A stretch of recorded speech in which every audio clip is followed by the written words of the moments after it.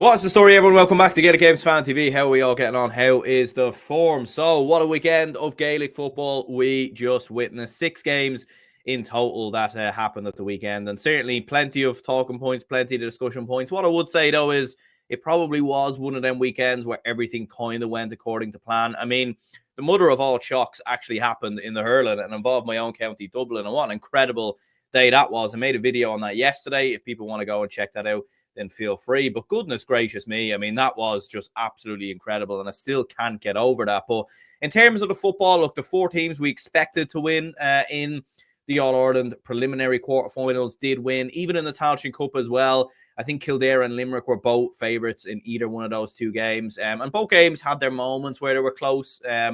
But ultimately, in the end, the weekend has kind of gone the way we've expected it to. In saying that, though, look, some of the games were very close. Down Galway, in particular, was very close. And even Dublin against Cork, like, goodness me, we were pushed to the pin of our collar. And there were certain moments in that game where I was watching it and thinking, Jesus, like, we might be in a spot of bother here. But in the end, Dublin pulled through. The quarterfinal draw has happened as well.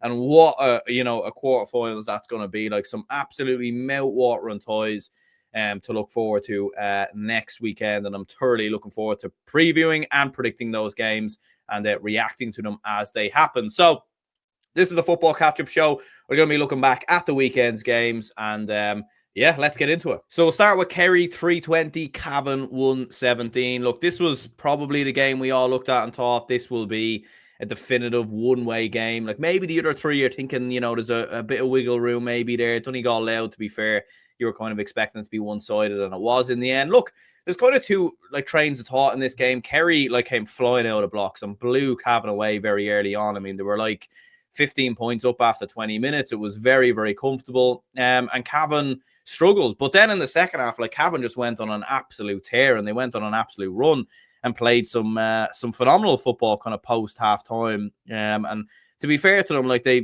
got themselves a really important goal from Evan Crowe, Oisin Kernan with a 2-pointer, and all of a sudden Cavan just started to turn the tide a little bit, turn the momentum. But once that goal goes in from David Clifford with 9 minutes to go, I think it's a 3-point game at that stage. You're thinking, okay, Kerry are going to go on and win this comfortably now. And whilst they were under a little bit of threat at different stages, it felt like Kerry, to be honest with you, always had this game under control. David Clifford, though, I mean, sometimes David Clifford, he's like the poster boy of Gaelic football sometimes. He's always the player that everyone mentions. He's the player that everyone discusses. He is in many ways like the Messi of Gaelic football, the Ronaldo of Gaelic football, the best player within Gaelic football.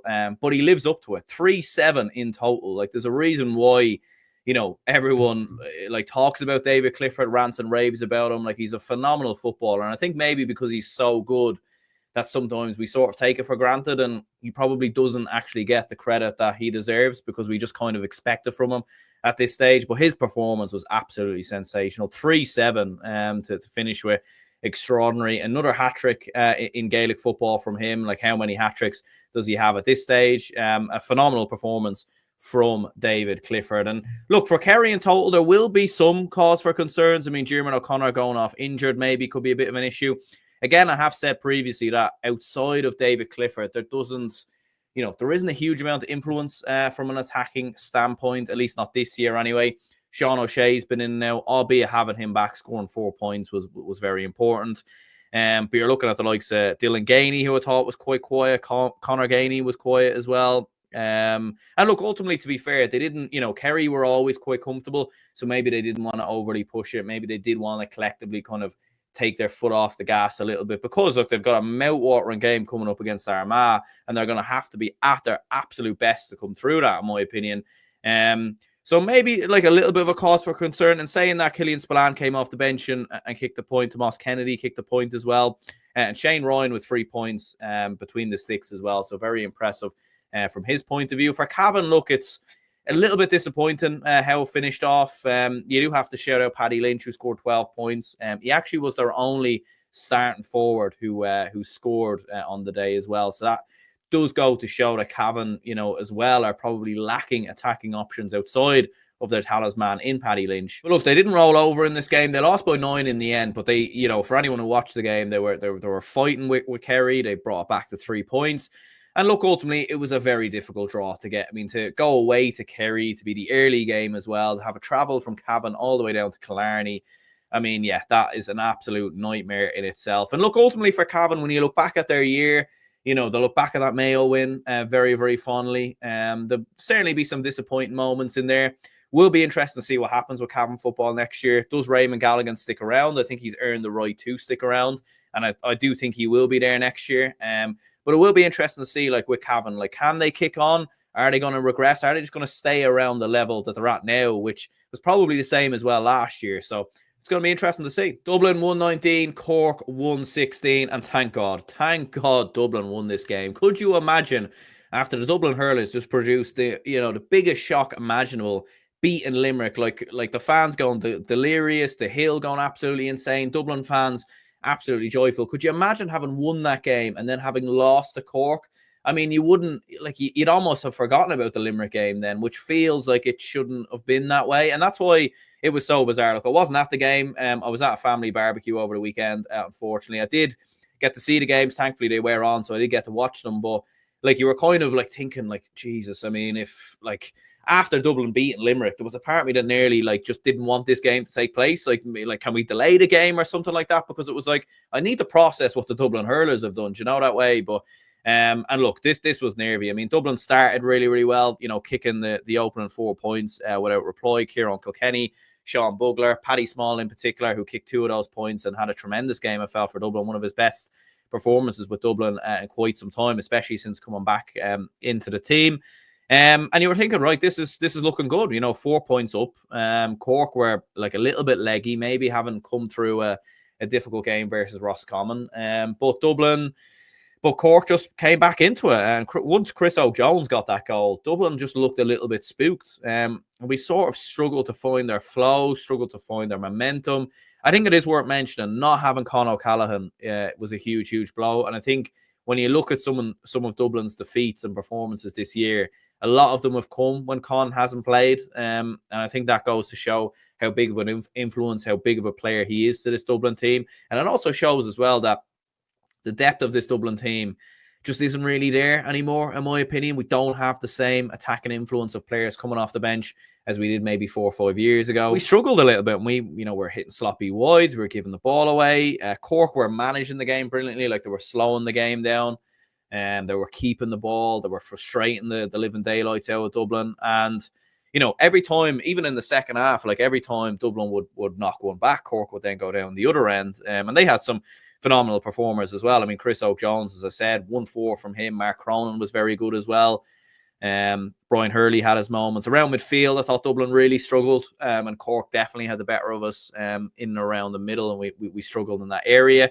But look, that goal from Brian Howard, that was the key moment within this game, because after that, you know, we went a couple of minutes after the goal without scoring, to be fair. I think we went like, 12, 13 minutes without scoring. We struggled a little bit within that moment, but big goal from Brian Howard, his first championship goal. And going down the final kind of 10 minutes or so, you know, it still stands to Dublin. Look, they have experience, as it's very well known. You know, obviously a lot of that experience is gone over the last couple of years, but the likes of, you know, Kieran Kilkenny, the likes of Stephen Cluxton, the likes of John Small, Paddy Small as well. Like, these lads know how to close out a game. You know, they've done it on the biggest stage of all. So being able to do it against Cork at home in a preliminary quarter-final, I would expect them to be able to do that. And they did do it, to be fair. Big win in the end, just delighted to get through it. Look, there were some lackadaisy performances. It was a little bit sort of underwhelming at times.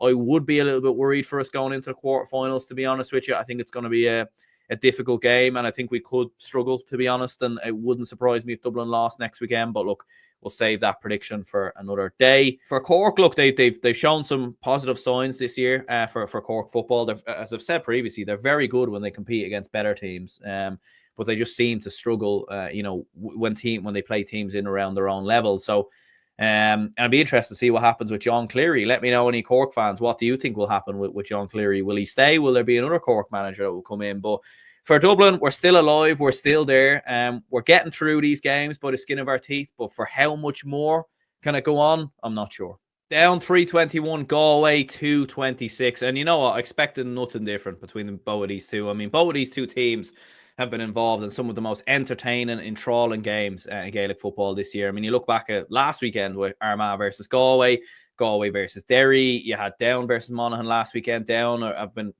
very high score so far throughout the championship, and this was no different. And this was end to end. It was enthralling. You were a little bit worried that for Down at half time, they were 10 points down at half time, and the game was getting away from them. And there was different moments where Galway would kick on a little bit further, and then you were thinking, right, Down are struggling a little bit here, but then they would come back. That brilliant goal by Oran Murdoch, what a finish that was. But look, fair play to Galway. It's another tricky game they've had to navigate. They've had to play Armagh in Breffni Park, and they've come through that. They've had to play Down in Newry as well, which is not an easy place to go to, especially when Down are kicking up some amount of scores. Even looking back at some of Down's tallies, they finished the game with 321. They finished the last game with 126. I mean, the fact that they haven't been able to win either of those games is a little bit mental. They have the scoring power, in my opinion, to be a contender, but it's just the other way where they're a little bit all over the place, and whether they just need to find that balance between attack and defense. Look, Shane Walsh back in the limelight. Top performance from him, 1-7. Did look a little bit injured though. He was holding a shoulder at different stages. He didn't look right, and that could be a worry now going into the next game.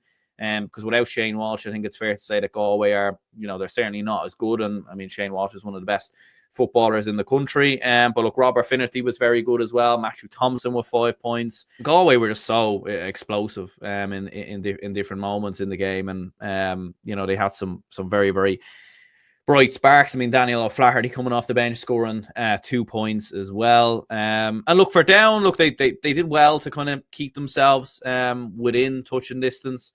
The Oran Murdoch goal, the Ryan McGill goal as well, but just probably a little bit too open defensively. Their goalkeeper, Ronan Burns, had to make some big saves at different stages in the first half as well. And Galway, it was just a straight shootout, and it's just how Gaelic football is right now. It's just back and forth, and it feels like with both of these two, it's all about the attack. And I have said before with the new rules that defensive football is, look, it is still there. It still is a thing. It's still, watching Fermanagh Kildair in the Tailteann Cup, that was quite defensive at different stages. But it was, just a little bit, kind of basketball kind of nature, which look hugely entertaining. But it will be interesting to see, whoever can find the balance with this, I think will ultimately be the team that can win the All-Ireland, in my opinion.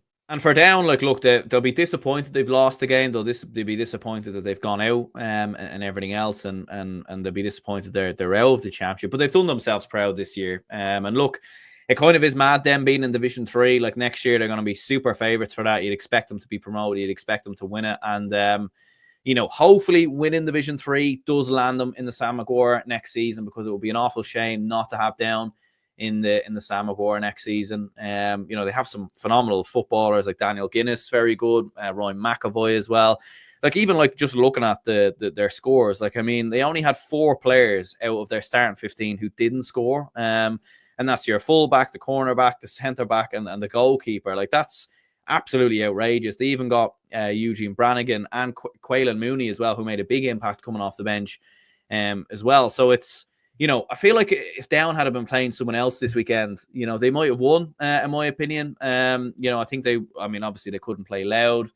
How would they have got on versus Kerry? I mean, look, them versus Kerry would have been very, very fascinating, to be fair. I still think Kerry would have came through that. But the numbers that Down are putting up is just very, very impressive. And I hope Conor Laverty sticks around. I hope that team sticks around as well. And maybe it could be dependent on the draw next year, because will a lot of those players want to stick around if Down, can't get a Sam Maguire place? That's going to be interesting to see. For Galway, look, they're coming through these games. They are picking up injuries. 2 very intense games now back to back.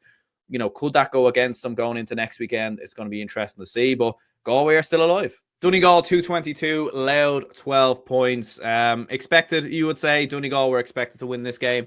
A little bit disappointed with Loud, it must be said. To only kick 12 points in this game, I thought was a little bit disappointing. And one thing you would say about Loud is that their tally of points has been at a very low margin this year. They have been very reliant on goals. They couldn't get goals in this game. They barely had any goal chances as well.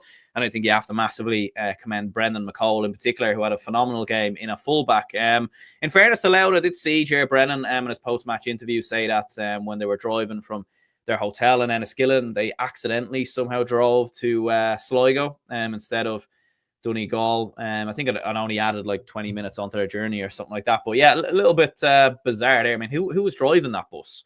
I mean, was that Agent McGuinness, or something like that, to try? I don't know. I'm only joking now, to be fair. Someone was saying Jim McGuinness was the bus driver, but he would have been late then as well. And we know he doesn't like to travel long distances. So who knows who was driving that bus? How that happens in today's age, I don't know. But I'm not an experienced bus driver, which is probably telling, to be fair. But anyway, in terms of the game, Donegal won this game very, very comfortably, as we were saying before. Look, Louth had moments. The opening kind of 20 minutes was a little bit interesting. It was 5 points apiece. Louth were frustrating Donegal. They actually started the game quite well. And for a team that had very unusual preparation for this game, getting to Donegal, quite late and getting to Ballybuffet quite late, and not having much of a warm-up and everything else, they started very, very well, and they frustrated, Donegal in those opening sort of exchanges.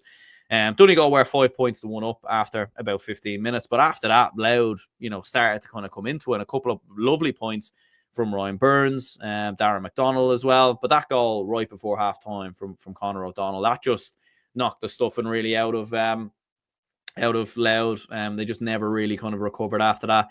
And in the second half, you were thinking, is there going to be a bite back from Louth? But there wasn't. And it was very poor, it must be said, by Louth. I think they only kicked about 4 or 5 points in the second half in total. And some phenomenal performances from Donegal. Oisin Gallen, one of his best performances this year, it must be said. He's kind of been in and out of the team.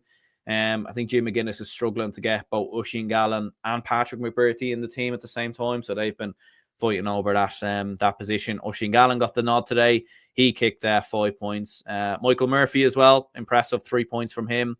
Kieran Thompson, obviously, with a goal. Michael Langan with 3 points as well. And Finbar Rorty, actually, from cornerback as well, I thought was very impressive, sort of getting forward and adding something a little bit additional to Donegal's attack. But dominant performance from Donegal. Something you would expect. Look, for Louth in the end, they won't beat. Look, what a year for them to win the Leinster title and everything else. A huge success, a great success. And look, with the underage and everything else, Louth football is in good stead. And I made a video on it a couple of weeks ago. And Louth football are in a good moment. They just need to propel, kick on, and everything else, and not rest on their laurels. We've seen some counties do that in the past when they've won provincial titles and the sort of players leave the panel and everything else. And hopefully that doesn't happen with Louth. Be interesting to see what happens with Ger Brennan. Will he stick around next season? That's going to be interesting. But Donegal are in the mix. One of the favourites for the All-Ireland as well, in my opinion. I'd expect them to get on to a semi-final at the bare minimum. Moving on to the Tailteann Cup semi-finals then, and we had Limerick 2-18, Wicklow 1-17, and lads, Wicklow, they'll be kicking themselves. They'll absolutely be kicking themselves. They were in the perfect position imaginable. 6 points, with about 15 minutes to go. They were very, very comfortable. They missed a penalty from Mushy McGrainer, and Limerick just took over, very much after that. Like, that was just a massive key turning point. To be fair, Limerick were starting to turn the tide a little bit before then, obviously with Robbie Child's goal, a brilliant 2-pointer from Josh Ryan as well, who, what a job he's obviously doing in goal as well. I remember him being a full forward a couple of years ago for Limerick, and then I think he tore his ACL or something like that, and now he's come back as a goalkeeper. So, kind of mad to see that happen. But look, for Limerick, they got through it in the end. Another big win. I think Jimmy Lee has been one of the managers of the year, in my opinion. For him to have done what he's done with this Limerick team, get them over the line in Division 4. They've won in Croke Park already once this year in that Division 4 final. They now win in Croke Park again versus Wicklow. And look, they're playing Kildair on the final. Kildair will be favourites, but Limerick won't fear anyone. Anything that's come up against Limerick this year, they've found a way, in terms of the big games. I know they did have defeats in the league and whatnot, but they've been absolutely phenomenal. And Danny Neville, a goal and 2 points from him, very impressive. Tony McCarthy at wing back, very good as well with 2 points. James Naughton maybe going off with an injury. That could be a bit of a problem for Limerick maybe in the final. And look, Wicklow ultimately, although towards the end of the game that they weren't able to see it through. Look, it is an inexperienced team. It's a young team. It's not a team that knows how to close out games. So hopefully they'll learn from it and they'll come back even stronger. And ultimately, it's been a very good year for Wicklow. You would fancy them to be the favourites to get out of Division 4 next year. I actually thought they would be this year, but weren't able to do so. So they will be one of the favourites, in my opinion. And I would expect them to get out of Division 4 next year. Kildare 113, Fermanagh 9 points. Comfortable in the end for Kildare. Fermanagh were toe and toe with Kildare throughout the first half. Bit of an unusual game this. Bit of a throwback to maybe football from last year. The new rules didn't really seem to apply so much in this game. And it was a bit of a hard watch at times, especially, you know, we've been spoiled rotten with games of Gaelic football this year, whereas this was just a little bit more sort of tentative, a little bit nervy. I feel like Fermanagh didn't really back themselves as much. They were more worried about stopping Kildare's attack and threat. And look, in the first half, it was working because Kildair were, you know, they only hit 6 points in the first half. One of them was a 2-pointer from Cavan Feely, and they were struggling a little bit. And Fermanagh were just able to kind of keep Kildare's kind of top forwards of Daniel Flynn and Dara Kirwan just a little bit kind of quiet, I felt. But the longer the game went on, the more that Kildair started to pull away, it must be said. And it was really in the final 10 minutes, a brilliant 2-pointer from Brian McLaughlin. And then obviously that goal right at the death from James McGrath, really much kind of sealing the fate for Fermanagh and sealing Kildare's place in the final. And look, for Kildair to get to the final, they will be the favourite, it must be said. I think a lot of people have backed them to win this Tailteann Cup, including me, and I think they will have enough to come through it. I think it's hugely important for them to win that Tailteann Cup now, to get into the All-Ireland series next year. And look, for Kildare, with Kildare this year, they've had a lot of high-scoring wins, you know what I mean? Like, they've won a lot of games very dominantly when they've been playing lesser teams. But when they've been in these kind of neck-and-neck games, you know, prior to beating Offaly, you know, a week ago, they've struggled a little bit. So the fact that they were able to come through this, again, you know, come through Offaly, come through Fermanagh, will be huge to them. And Brian Flanagan's at the wheel. Kildare into the Tailteann Cup final. But anyway, lads, we'll go ahead and wrap this up here. Cheers, anyone who tuned in. If you could hit the like button and subscribe, it would be much appreciated. I did drop a reaction video earlier today looking at the quarterfinals. So if you want to hear a bit more discussion around the All-Ireland quarterfinal draw, feel free to check that video out.